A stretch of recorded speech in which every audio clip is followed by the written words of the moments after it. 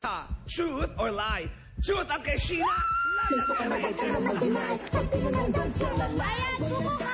Gustuhan na ba't tume-etching ka? Yes or no lang ang sagot pero huli-huli ka. Shake it, shake it, shake it sweet. From your head down to your feet. Gusto ka na wag ka na mag-deny. Pag tinanong sa lalaki. Wag nang magmaang-maangan pa. Tume-etching ka.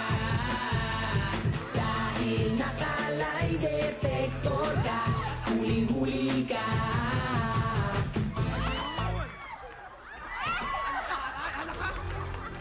Alam mo ha, ang taray ng Foxy Ladies para mga balakubak lang na gumagalaw. At ang nakakaloka, ang Foxy Ladies, yung binubuhat-buhat nila, talagang parang gusto talaga nilang maaksidente. Naloka ako, hindi sinasalo. Ay, ang taray. Alam ko naman na yun ang more or less ang lalabas na resulta. Rainier, umapila ka sa barangay. Tama.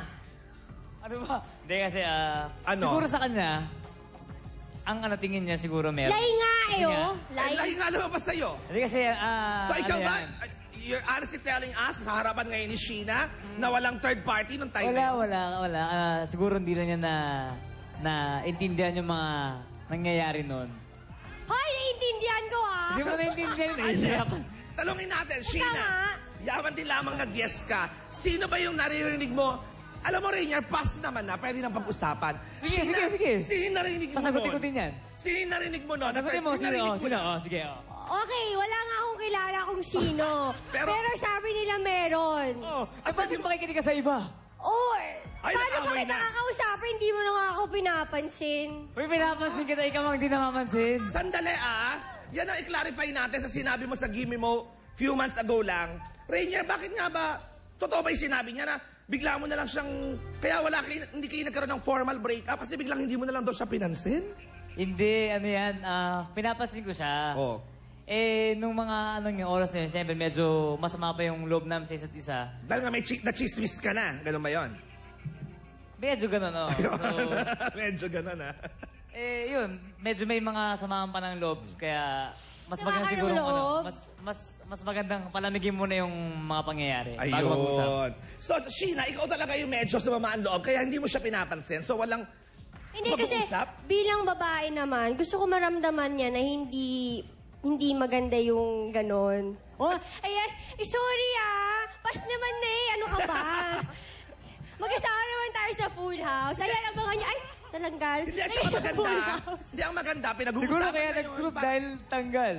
Hindi, ang maganda niyan, napag-uusapan ngayon para hindi na maulit. Di ba? Oh, tama. Oh, wag ka mag-alala, Rainier. Bumawi ka na lang. Huwag mo nang Sa ulitin. ating pangalawang tanong. Eto, huwag kayong mag-lie dahil saksi ako. Dahil kung di ako nagkakamali, ito ang first taping day nating tatlo sa pinaka-aabangan ng Full House sa GMA Telebabad. Sa ating second taping ng Full House, nataon na birthday ni Rainier ang araw na yon. Pero ngunit subal na tapwat, marami ang nakapansin na tila baga nakalimutan yata nito ni Sheena na batiin si Rainier. Kaya naman ang gusto naming malaman. Nako, Rainier, ikaw ba ay, nang ikaw'y makalimutang batiin ni Sheena, ikaw ba ay nagtampo? Sheena, sa palagay mo ba, nagtampo ba si Rainier? Don't lie to me. Yes or no? No. No. Ang daya mo! Bibitig ka? Okay. Oh, nahuli lang. Pero at least no naman pareho No, ang no, sagot. Hindi naman daw nagtampo si Rainier at alam din naman ni Sheena na hindi naman nagtampo. Pero alam ko din na nakalimutan talagang batiin ni Sheena ng happy birthday si Rainier noong araw na yon. Kaya naman ang resulta sa pagbabalik ng Showbiz Central. Diyan lang po kayo.